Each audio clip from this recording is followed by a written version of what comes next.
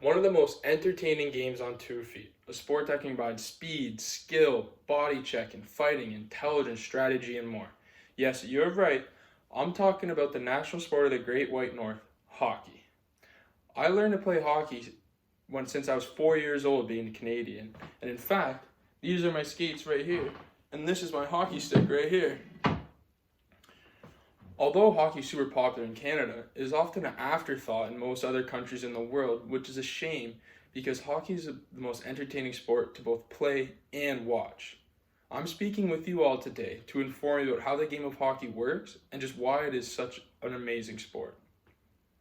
Hockey is very complex. You first have to figure out a way to move around on a sheet of ice, but you also have to remember an absurd amount of rules, all while trying to put the puck in the opposing team net while keeping it out of your own, and oh yeah, trying to get their head taken off from a body check. But before you learn about all that craziness, let's get the basics down.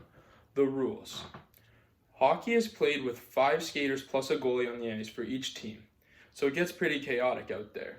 3 of those skaters are forwards whose goal is to try to score, and 2 of those skaters are defensemen whose goal is to try to keep the puck out of their net.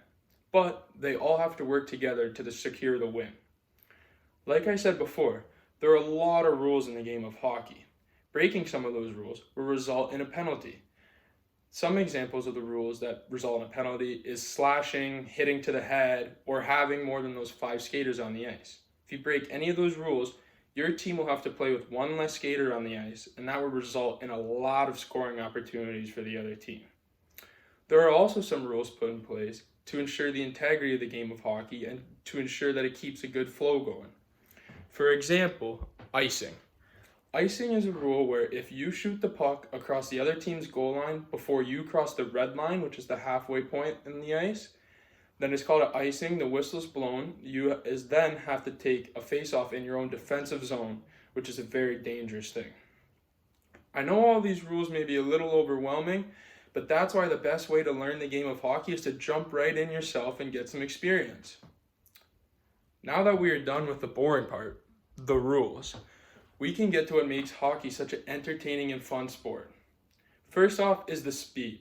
Players in the NHL can travel up to speeds of about 20 miles per hour, with the fastest of those being Connor McDavid, reaching 30 miles per hour. And the crazy part about this is they do this for all 60 minutes of the game. Imagine a 6'7" defenseman like Jamie Alexiak flying towards you over 20 miles per hour. I'd freak out. Now combine that speed with the puck handling skills of the finesse players in the NHL today. They truly make some draw-dropping plays. The player's ability to pull off the moves such as the toe drag, which is where you put the puck on the throat here and drag it around the defenseman, or the lacrosse goal, which is where you flip the puck up on the blade and then jam it in the top corner of the net. These plays are truly uncanny, all while moving at 20 miles per hour. Lastly, one of the most entertaining things about hockey is fighting.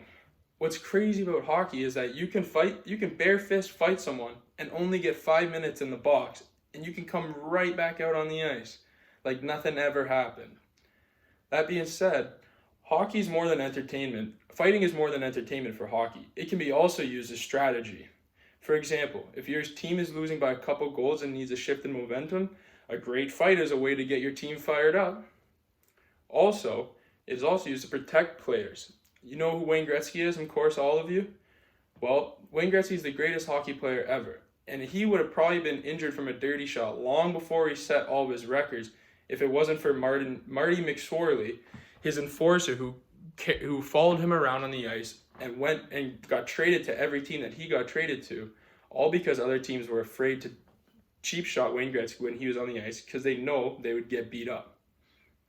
Now, all this talk about hockey makes me want to go watch a game, so I gotta wrap this thing up. In conclusion, hockey, although forgotten about for most countries other than Canada, is easily the most entertaining sport to both watch and play on Earth. I hope that all of you today have learned a bit about how hockey is played and hopefully become a new fan of the sport. Thank you for listening.